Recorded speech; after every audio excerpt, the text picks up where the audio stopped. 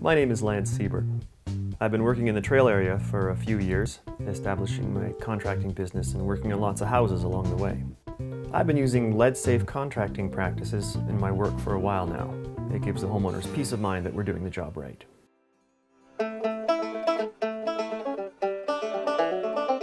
Workers with regular exposure to renovation dust in Trail and Rivervale, or to lead-based paint in any community, may put themselves and their own families at risk of lead exposure. Being a contractor means that others look to you for the best practices, advice, and technical experience on all types of projects. You need to comply with WorkSafe BC regulations and ensure workers are not generating unsafe levels of lead dust. In this video, I'm going to give you, the contractor, some tips on how to do a lead-safe renovation. If you're a homeowner hiring a contractor, you will also want to watch this video.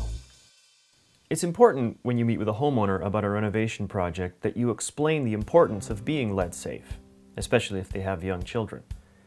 Explain how you will set up the job to contain dust and how you will work safely and clean up thoroughly at the end. All renovation work is dusty and messy. The costs for a proper setup will keep all types of renovation dust down and save time and money on cleanup. It is important that homeowners know to stay out of your work area, even though it is their home. If you need them to enter the work area during the project, do a thorough cleanup or have some PPE on hand so they can enter safely. Set the example for safety.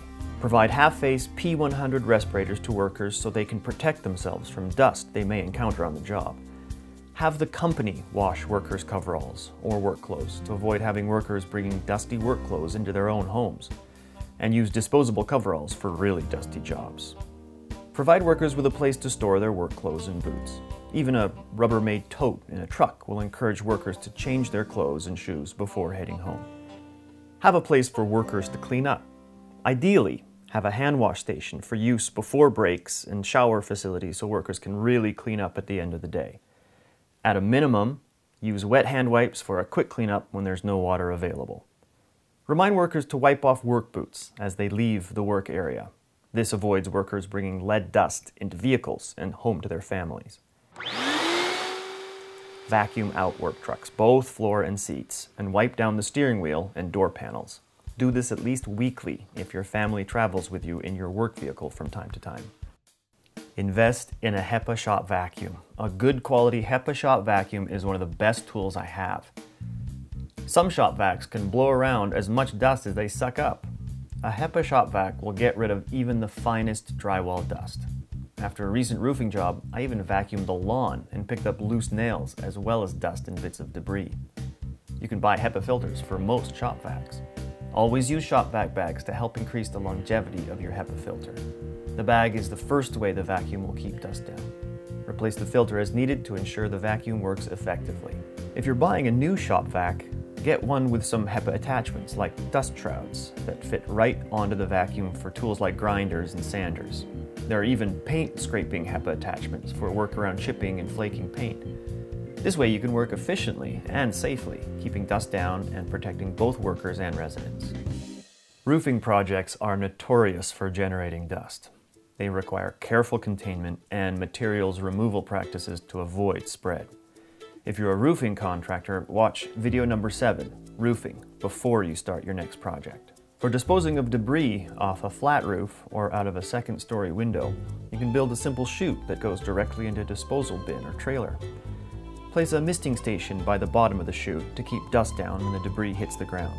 This is a quick way to get debris down, and you will avoid having to carry demo debris down through the house. If you work on homes built before the mid-1970s, you should assume there's lead-based paint. When you remove or strip painted items or surfaces, you'll need to take steps to minimize dust and paint chips and ensure that workers are protected. Being lead-safe means spraying surfaces before you disturb them, using dust shrouds on any power tools you're using to remove paint, or using manual tools to work or remove paint. All workers will need the appropriate PPE for the job. And never use a heat gun, as this puts lead fumes into the air. Maybe the most important thing to talk about is doing an absolutely meticulous cleanup at the end. This includes misting the air, HEPA vacuuming walls from top down and then the floor. Then you need to wipe down walls with a wet rag and mop the floor using a 2-bucket system for washing and rinsing. Using this 2-bucket system is key. Change the water often to do this well. To tell if you've cleaned well enough, run a clean wet wipe over any surface and you shouldn't see any dust. If you set up properly and kept dust down as you worked, it doesn't take much time. If the homeowners want to do the cleanup, they need to understand the risks and the necessary steps to do this very meticulous clean.